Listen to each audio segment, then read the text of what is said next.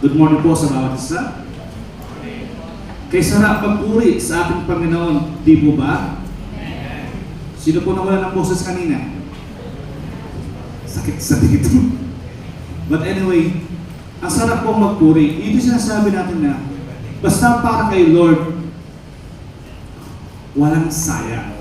Even the voice that we have, kahit mawala yan sa kakabigay natin kapurihan sa ating Panginoon, hindi po yan sayang.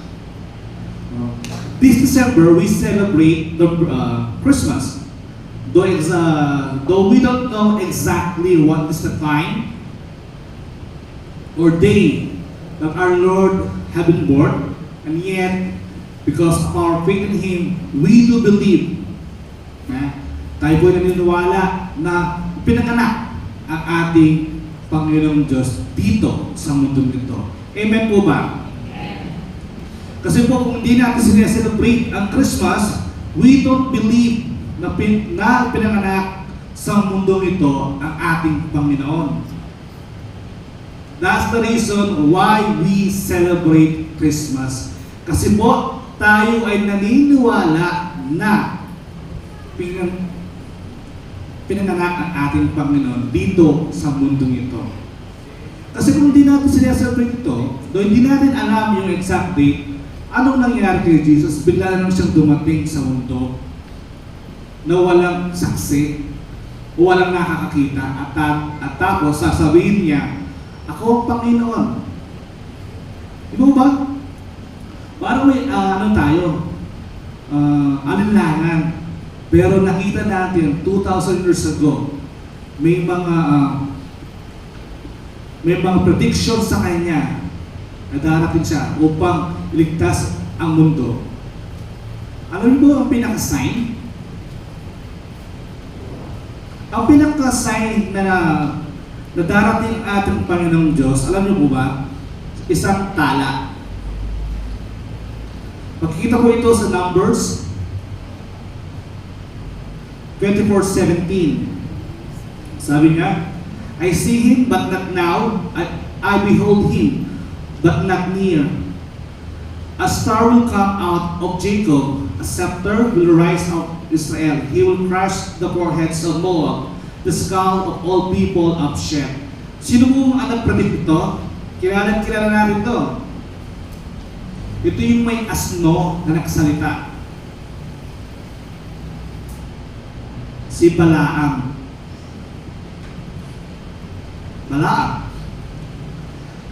Dumating po ang hari ng Moab na si Balak at gustong isumpa ang mga taga-Israelita because Balaam had a gift to bless and to curse someone. And then pumunta po ang mga taga-Moab kay Balaam para isumpa ang mga Israelita. Kasi that time, every place na pupunta ang mga Israelita para mag-settle, yung place na pinuntahan nila, kumbaga nagiging blessed. Remind natin ito sa sarili natin. Di ba nagtataka, bakit kapag pumunta kayo sa isang lugar, una walang tao, and after a while, dahil nandun ka, yung place na yun, dumadami yung tao. Because you are the blessing. Same po sa nangyari sa Israel. Every place na pinupunta nila para mag-settle, yung lugar na yun, nabe-bless. Ang contradiction naman yun, yung taong nandun, yung mga taong taga doon, natatakot sila. Kasi sila, for how many years, they will settle in that place, and yet, yung place na yun, hindi nabe-bless.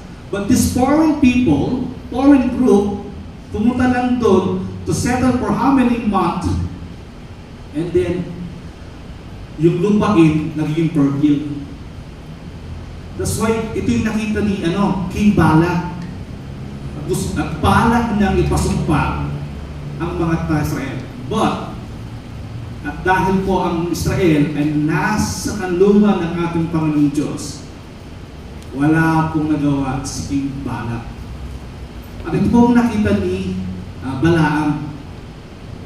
Kasi that moment, he talked to our God. He talked to our God. At pinakita po ng Diyos kung sino yung mga tao ito. Kaya ayun, si Balak, na maraming Balak, umuwi. Natakot. Kasi po, walang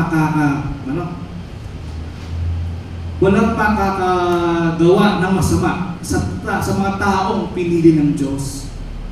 Same sa atin, we are God's people. So kahit maraming tao nasa paligid natin na maraming masamang bala, hindi sila magtatagumpay. Because we have Jesus in our hearts. That's why this morning, I want to share to you the Christ star. Ang tala ni Jesus. Anong ginagawa ng tala ni Jesus?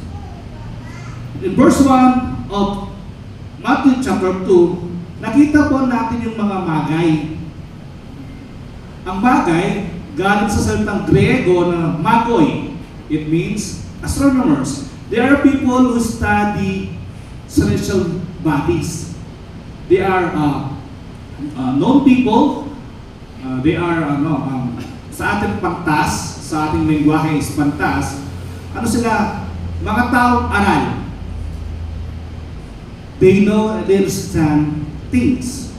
Pero, yung nakakagulat dito, why they see the star of Christ and yet the people of Jerusalem doesn't understand, doesn't know that the star of Jesus had come.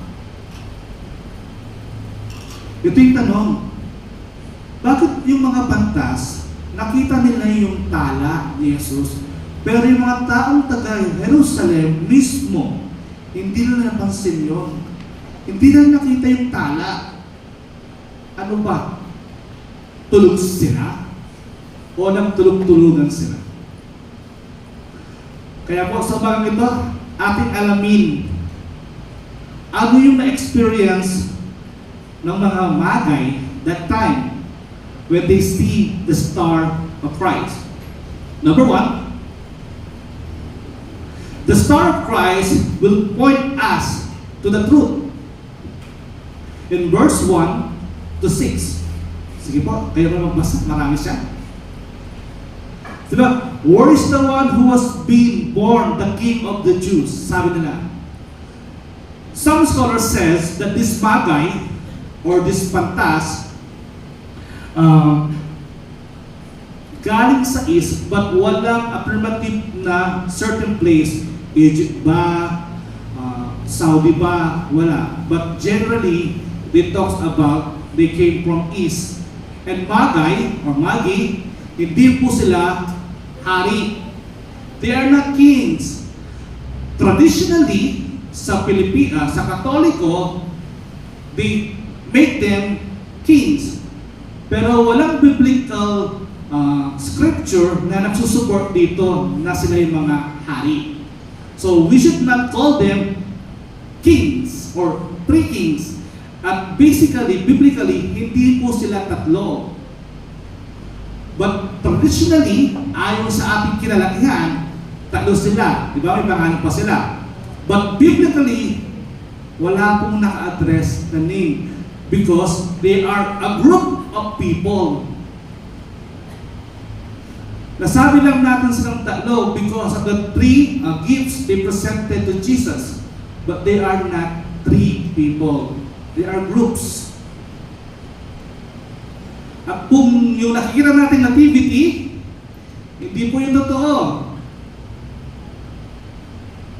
Kasi po, ang unang nakakita sa baby na si Jesus Christ, yung mga shepherds lang. Remember in the Luke, chapter 2 of Luke, the angel singing Holy, Holy. Tapos nakita po yun ng mga shepherds na nagbabantay ng kanilang mga hayop, mga gabi. Nagliwanag ang kalangitan sa Bethlehem. Nakita nila ang legion of angels crying and saying, Holy, Holy. But it takes a while for this Magi, this wise men, to come into Bethlehem. Yung nakakapagtaka lang, they see the star, but because they thought yung pinanganak na hari ng mga Hudyo ay hari talaga, literal, pumunta na sila sa kaharian o sa palasyo ni Herod. Kaya nagtatanong sila kay King Herod, saan yung hari ng mga Hudyo? Bakit ikaw nandyan? Iba yung nakita nilang hari. Naakala nila yung hari na sinusundan nila, na binibigay ng tala, siya yung hari ng mga Hudyo. Iba pala. That's why I said this, point us the truth. The Israelites, the Jerusalem people, the Jew, know this.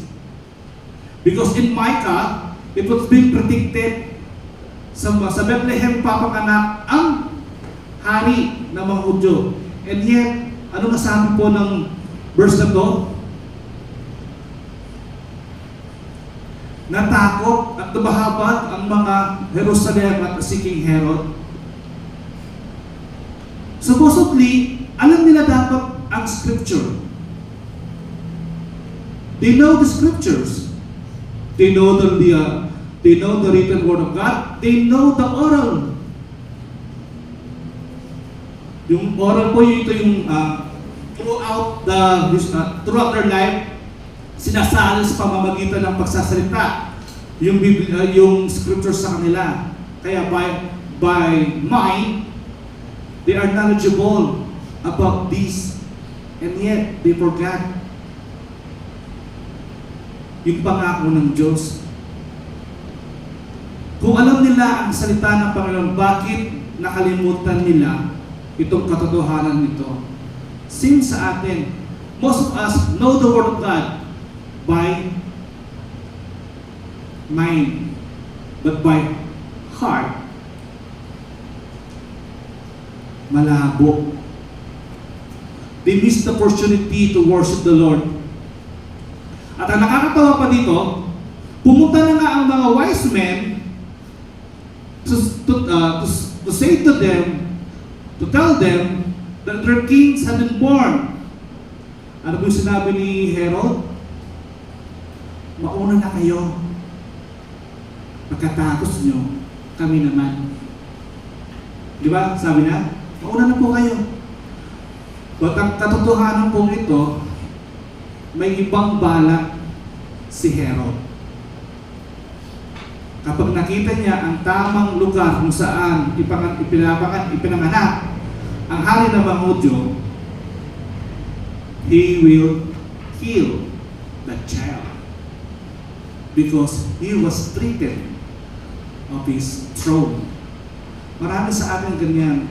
When we see the people around us sa mundong ito, but we Filipinos, we have this mentality, the crab mentality. Ayaw natin umangat ang ating mga kapatid, ang ating mga nasa paligid natin. And we will try to destroy them. We will try to pull us down like us. Like what King Herod is doing.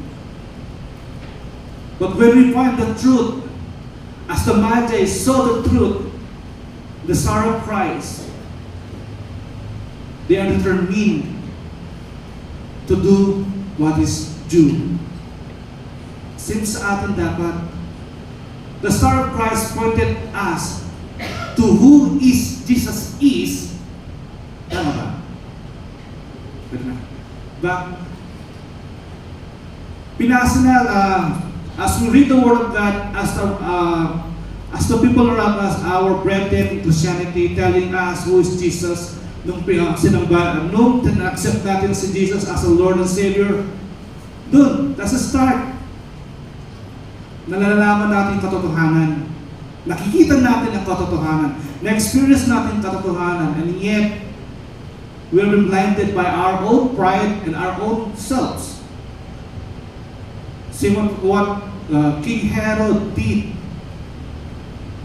Natakot sila. Natakot siya. Did you know that as the star pointed them to truth,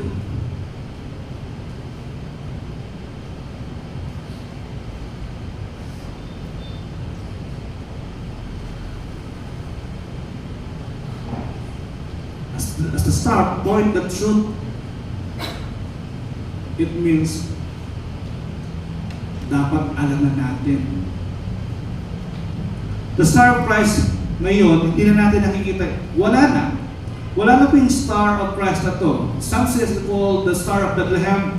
Sa mga nag-aaral po ng, sa astronomers, they have found 3 reasons bakit daw po may tala that time, the birth of Christ. Yung talo pong ito, yung first idea nila is that yung nakita daw ng mga wise men, it was a comet. Bulalakaw. Yung pangalawa po daw is a supernova. Alam natin kapag ang isang supernova is ang uri ng star kung saan ito na yung pinaka-last na time niya para magliwanag. Kasi after supernova, the star will die.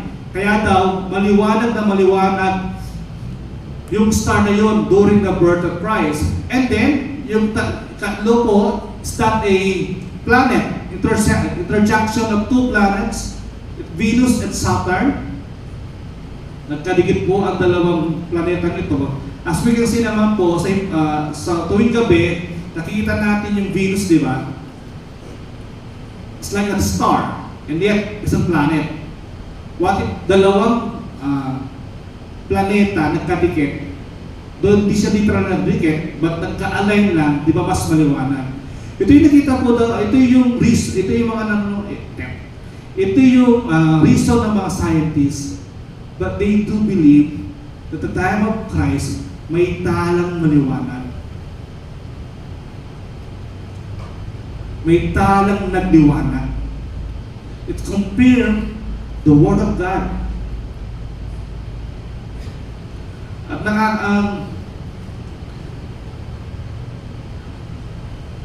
ano pa? It confirms ano yung nasusulat sa salita ng ating Panginoong Diyos. Ano nasusulat sa Bible. So the star of Christ will point us to the truth.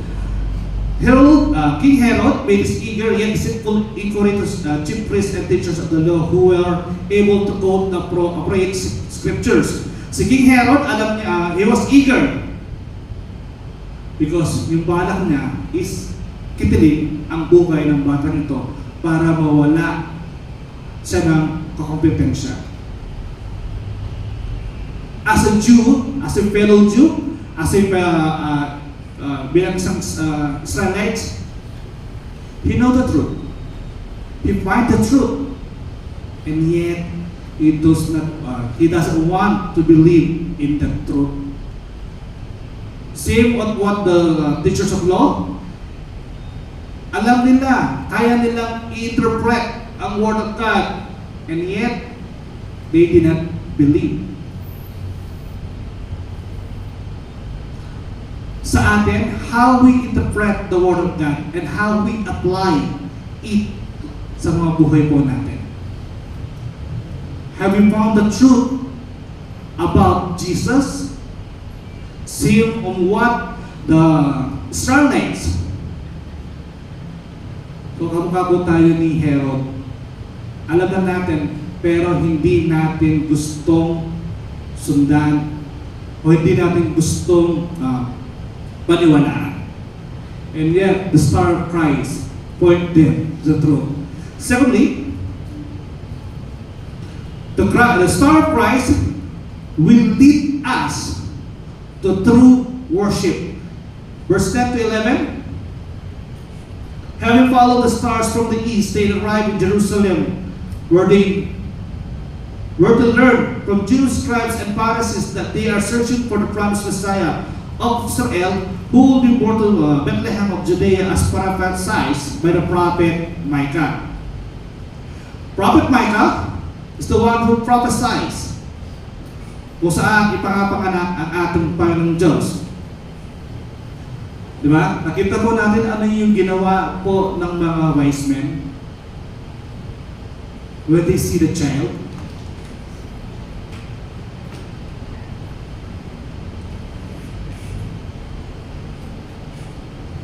When they saw the star, they were overjoyed.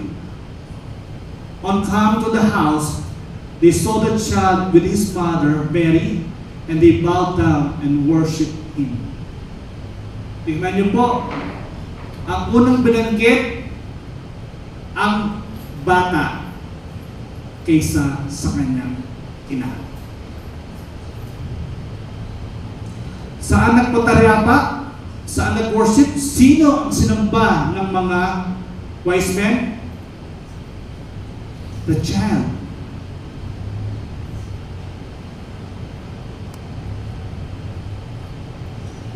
Him. They give the praise and the worship to Jesus alone. Wala na pong iba.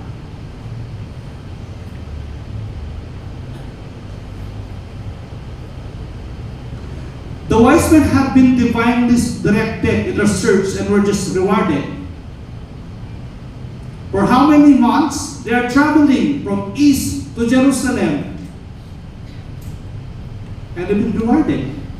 Nakita nila ang kanilang hinahanap at tinuruan sila kung sino ang batang yun. And they give the best worship to Jesus.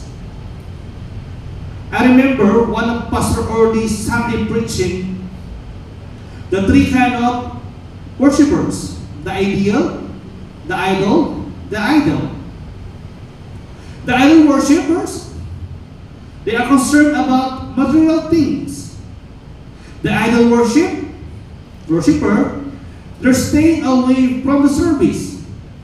But the ideal worshipper, they are faithfully and prayerfully worshiping God in the spirit and in truth.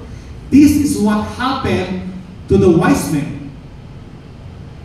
They worship God. They worship Jesus as the ideal worship. Sa atin, kapag napagod lang tayo sa trabaho, ano yung sinasabi natin?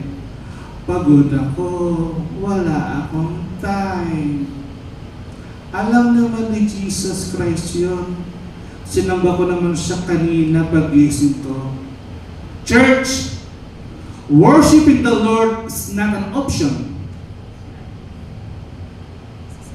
Hindi po option ang pagsamba sa ating Panginoong Diyos. If just an option, look what the wise men have did. They traveled so far, and yet, when they found what they are searching for, they give the best worship. So hindi po option ang pagsamba sa Diyos. It's a mandate to those who believe in Him. It's our way of thanksgiving. It's our way to praise the Lord. Ipagpunta natin sa Sunday services.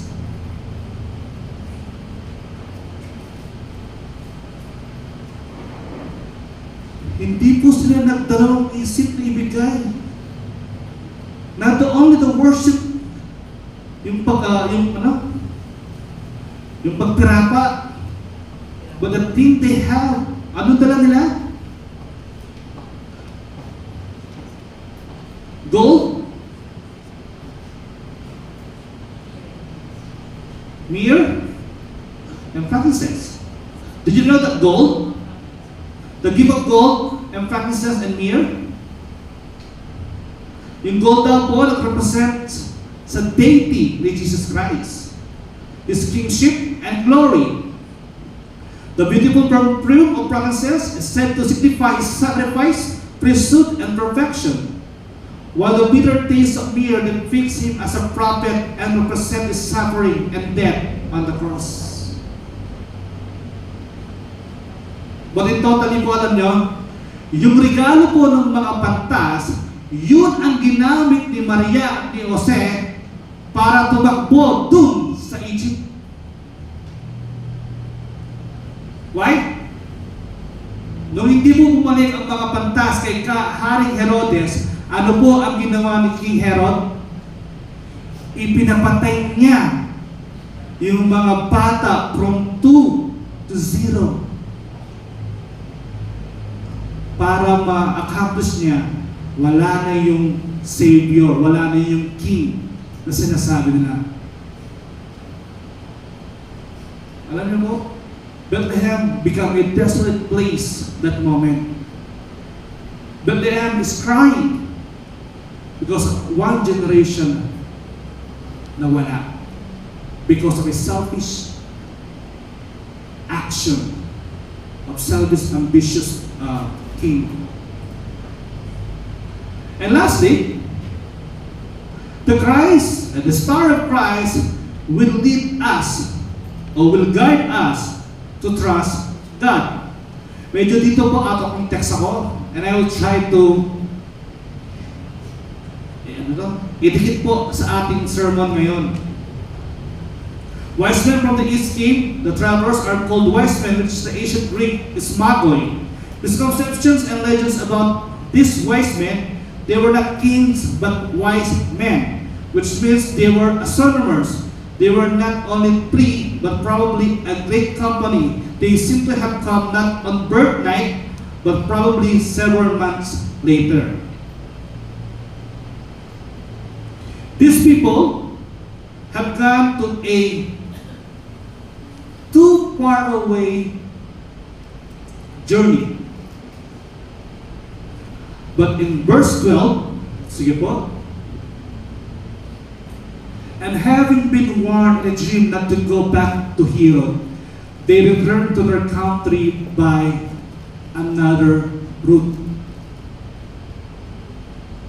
Kung ang unang route ang kanilang ginawa, it takes them how many months? Yung route ang kanilang gagawin, it takes them years. But they trust our God because they see the truth, they experience the true worship to our Lord and Savior Jesus Christ, and they trust God. Pwede mo sabihin, Lord, you can protect your child. Ang haba ng biyahe namin, papunta sa bata, tapos mag-iiba yung daanan namin. Eh paghahanap ng daanan that time, it takes years. But because they trust God, walang ano-ano, sinunod nila ang Panginoon Diyos sa buhay nila.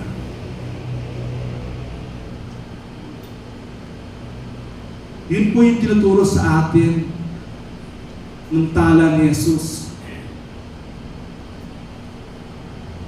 Sabi niya, they were not satisfied with looking at the stars and admiring it. They did something about the star and set out and followed it. Sa atin, kung bang nakakita tayo ng maganda, anong ginagawa natin? Are we just there admiring it? If we are the one who see the star, what will be our response? Are we like the Magi? Or are we like the Jews? Yung talang yan, yung sinasabi, yung salita ni Lord, na kung saan nakikita natin yung talang yan, doon papakanap yung gagawing hari ng ating mga kalaki. Diba? Yun ang idea ng mga Hudyo. Pero yung pa pong mga Magi, they admired the star and they tried to find out what it means. Through history, meron marami pong discussion about sa mga Magi, kung saan talaga sila. But ideally, Magi's are like us, Gentile people. When we say Gentile, we're not Jews. When we say Gentile, hindi tayo sumasampalataya sa Diyos. Sa Diyos ng mga Hudyo. But these Gentiles witness, experience the star of Christ. Alam niyo po, yung tala ni Kristo ngayon, kahit lumabas po tayo ngayon sa gabi, hindi natin makikita. But yung tala ni Kristo, alam niyo po kung nasaan na ngayon? Nandito. Nasa puso na natin. Tayo po ang silbing ilaw ng ating Panginoong Diyos sa mundong ito. The Star of Christ reside in us.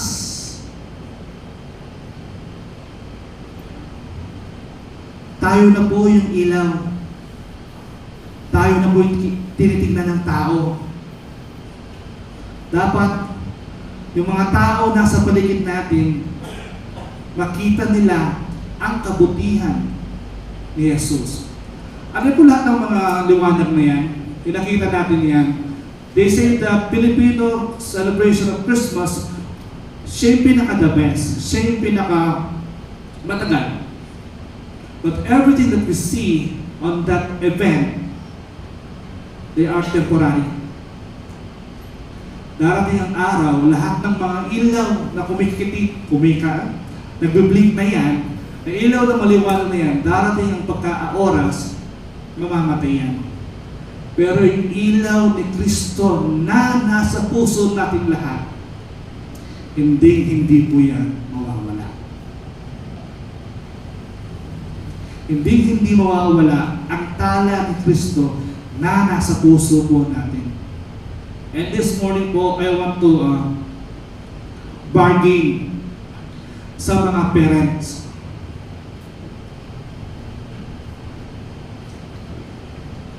Can we, as a church, as a parent, stop making stories about Christmas? Nadidipig natin si Santa Claus. Can we stop sharing story about Santa Claus? Rather, let us start sharing Christ as the star of Christmas. Why? Ano po?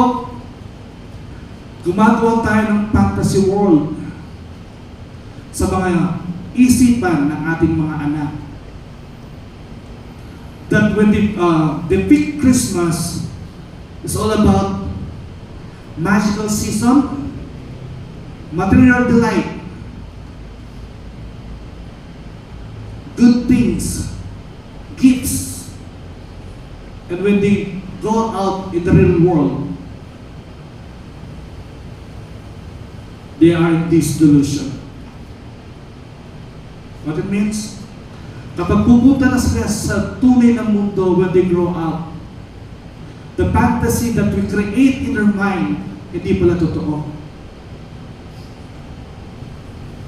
Na wala palang gifts, wala palang magical things, wala palang white Christmas, walang green Christmas, walang red Christmas. Sabat, ano yung tinuro natin? The star of Christ will guide us to trust our God. Let's also guide our children in the truth of what Christmas is.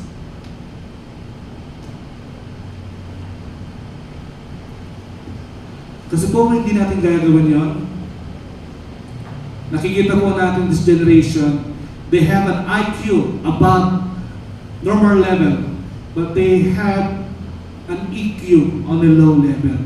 Patay ang kanilang socialization, patay ang kanilang pakikitungo sa tao.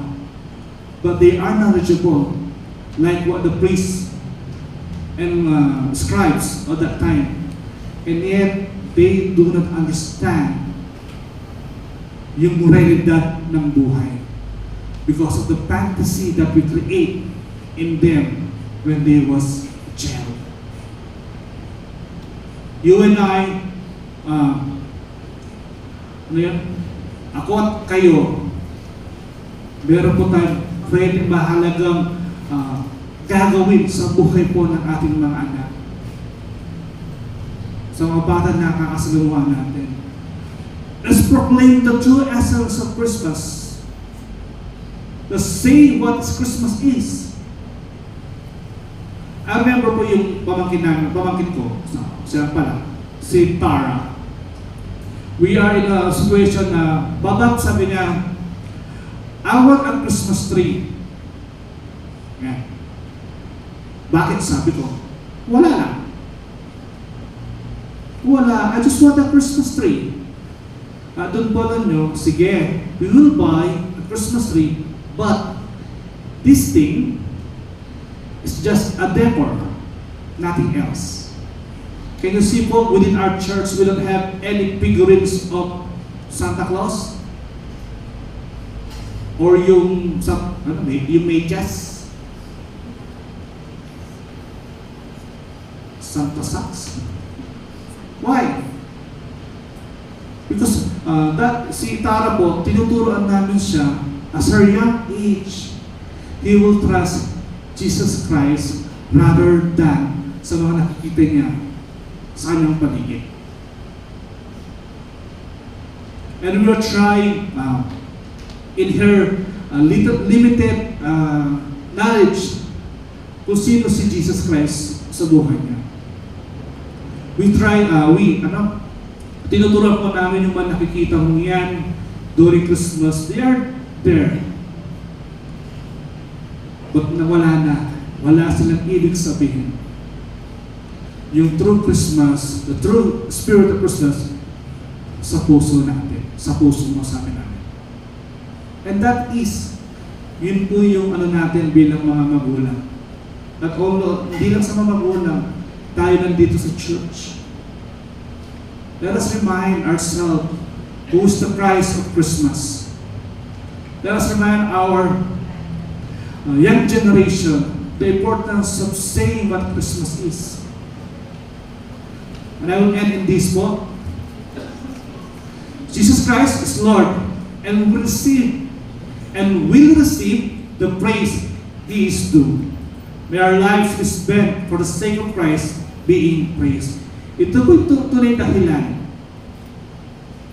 bakit may tinatawag na Pasko. Bakit meron tayong Pasko? To proclaim Christ as Lord. To proclaim Jesus as a Savior. To show to the world that there is Christ. May Messiah, may Savior na pwede natin lapitan anumang oras o araw. Let's all stand.